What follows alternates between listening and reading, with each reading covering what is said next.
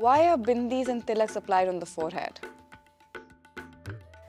Namaste, I am Tanya Manikdala and welcome to Why We Do What We Do. In this series, we are going to explore the meaning behind certain, traditions and conventions that we are following in our day-to-day practice without even noticing what really the significance behind these practices might be.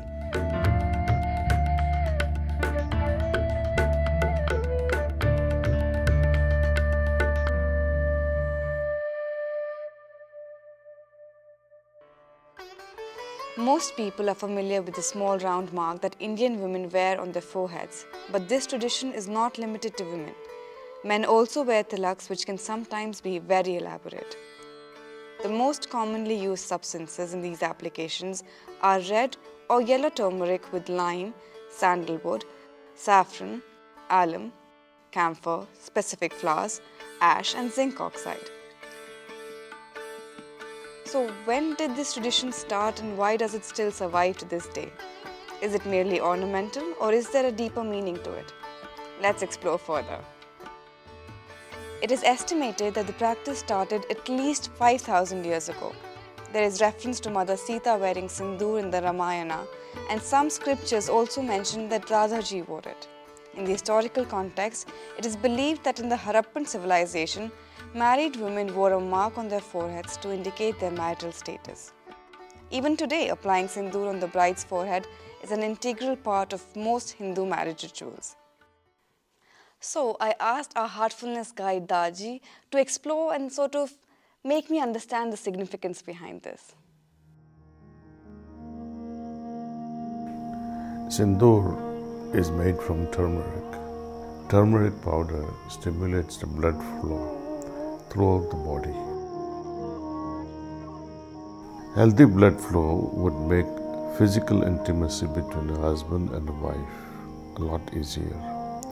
That is how I believe the tradition of applying sindoor after the wedding originated. It is a practical and a medicinal application. Many of the other substances applied on the forehead, sandalwood, the ash, they have natural cooling properties and they regulate the energy within the body in order to promote good health. So the most common point for substances to be applied on the forehead is right between the eyebrows, like you would notice with me. This point is often called the third eye and is significant in many cultures. In the Mesoamerican culture, the third eye is a very familiar idea.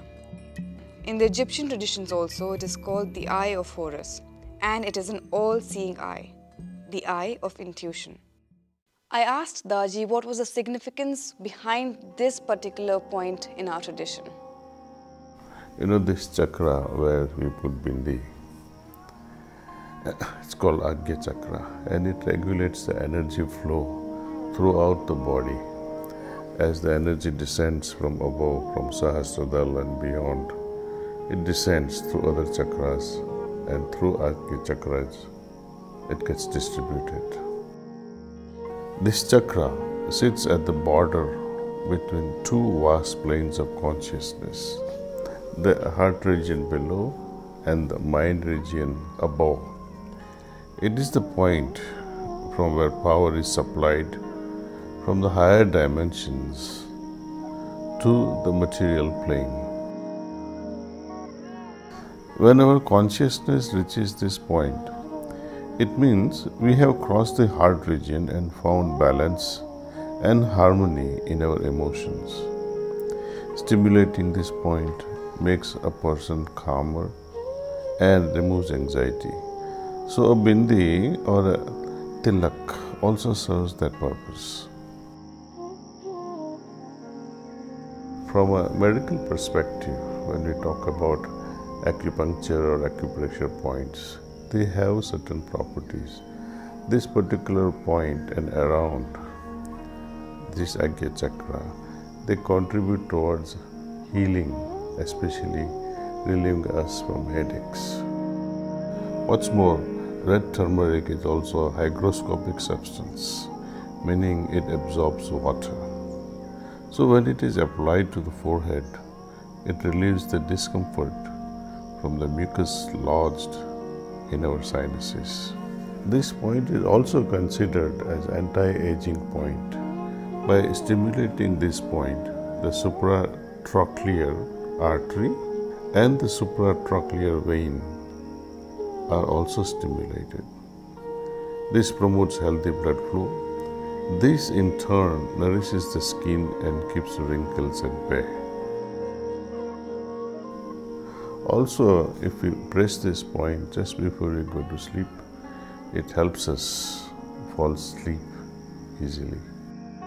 That is why in olden days people used to put ash or vibhuti on the forehead just before bedtime.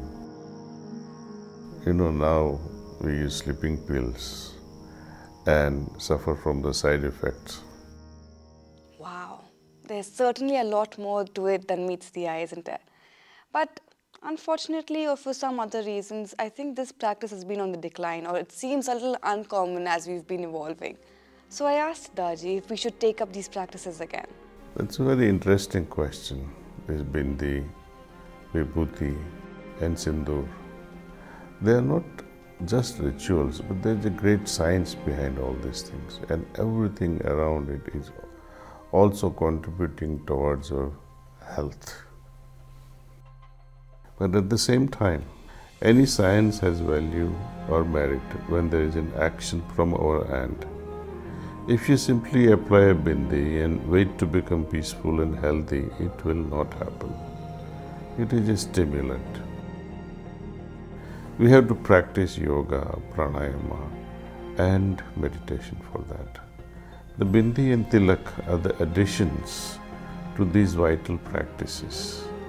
Once we know the significance of what all we do, why we do with our rituals, we can perform all those things with confidence, with enthusiasm and full awareness. Thank you, Daaji, for shedding some light on these practices. There is so much more to the bindi, the tilak and the vibhuti than one realizes, isn't there? Sometimes one just has to look a little bit deeper to realize why we do what we do.